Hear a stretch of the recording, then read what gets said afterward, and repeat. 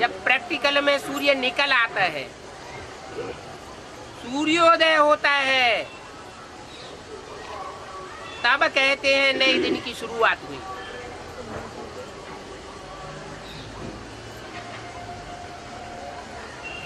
ये अंतर क्यों हुआ?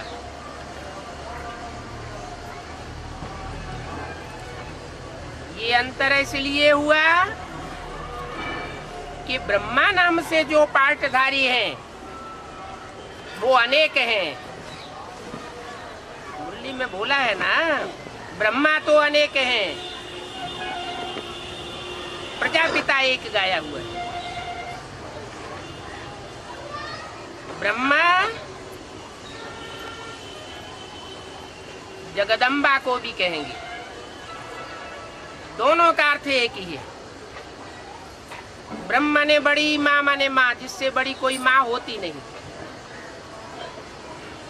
और सारे जगत की अम्बा वो भी माता है, उसकी कोई माता होती नहीं। लेकिन दोनों ही अज्ञान अंधेरे में, इसलिए बोला कि एक के पतित बनने से सब पतित बन जाते हैं, एक के पावन बनने से सब पावन बन जाते हैं। एक की बुद्धि अगर पावन बन जाए तो नंबरवार सब मालाएं तैयार हो जाए। चाहे छोटी माला हो, छोटी सी छोटी, और चाहे बड़ी सी बड़ी माला हो। छोटी माला है 8 की, बड़े से बड़ी माला है 500-700 करोड़ की।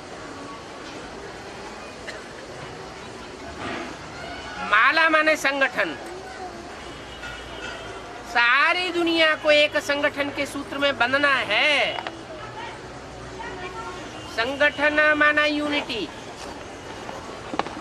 और यूनिटी काहे से बनती है? प्योरिटी से बनती। तो प्योरिटी का सारा मदार किसके ऊपर आ जाता है?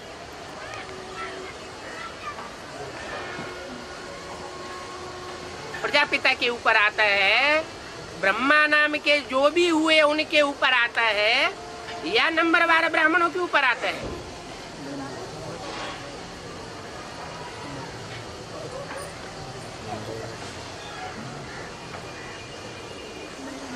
मुरली में अव्यक्तवाणियों में इशारा तो दिया है।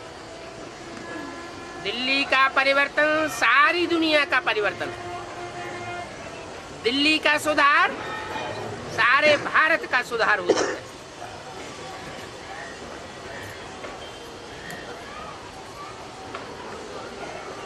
दिल्ली एक ऐसा शहर है, एक ही है, जहां हर धर्म की आत्माओं ने राज्य किया है। सब उसकी गोद में पले हैं। जगत जननी है।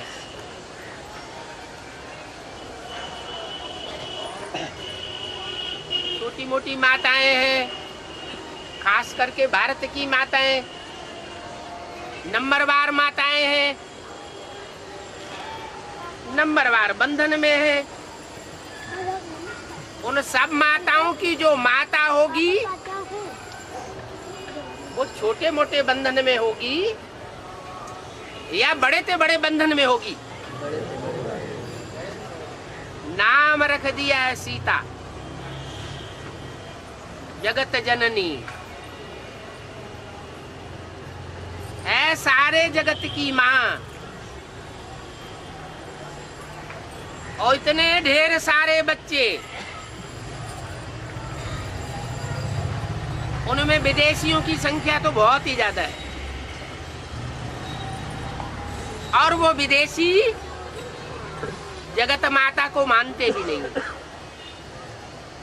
जगदम्बा को वो नहीं जानते, मानते भी नहीं। अगर मानते भी हैं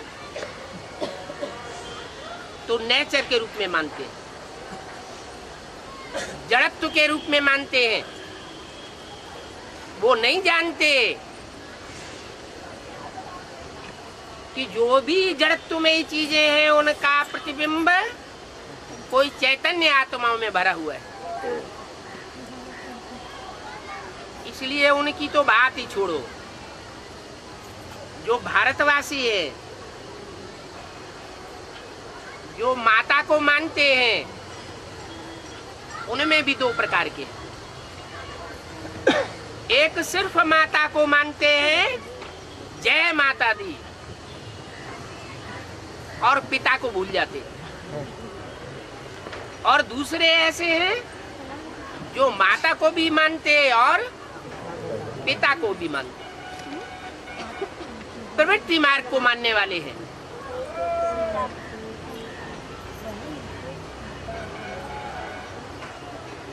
एक तरफ है राम और एक तरफ है रावण।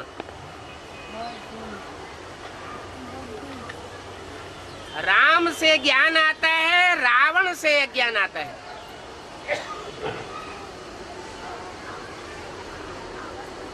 राम को मर्यादा पुरुषोत्तम कहा जाता है और रावण को व्यभिचारी कहा जाता है।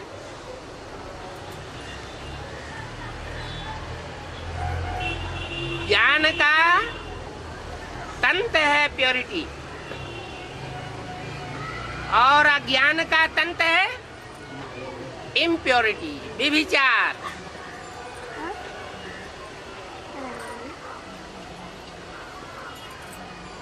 व्यभिचार रावण फैलाता है।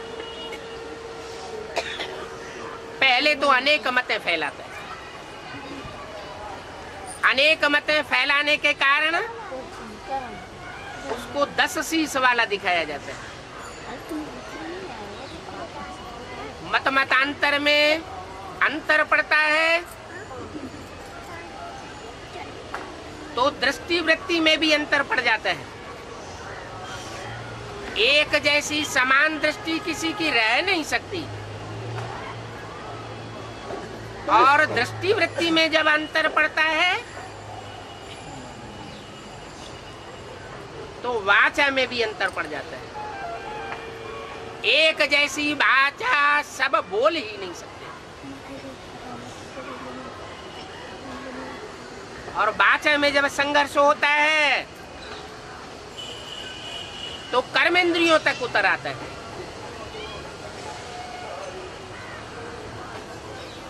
कर्मेंद्रियों से हिंसक युद्ध करने लग पड़ते हैं।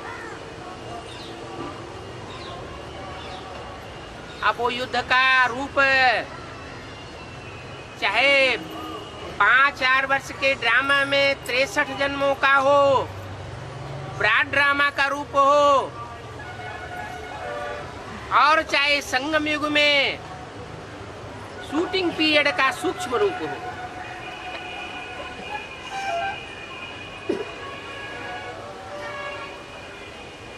वो व्यभिचार फैलाता है तो सबसे ज्यादा दुख किसको होता है?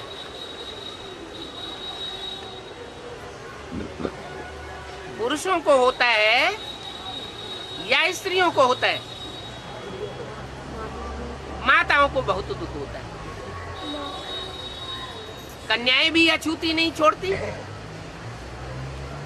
माया छोड़ती तो किसी को भी नहीं, लेकिन कम और ज्यादा का सवाल है। तो माताओं में जो सबसे बड़ी माता है उसकी तो सबसे जास्ती दुर्गति होती है।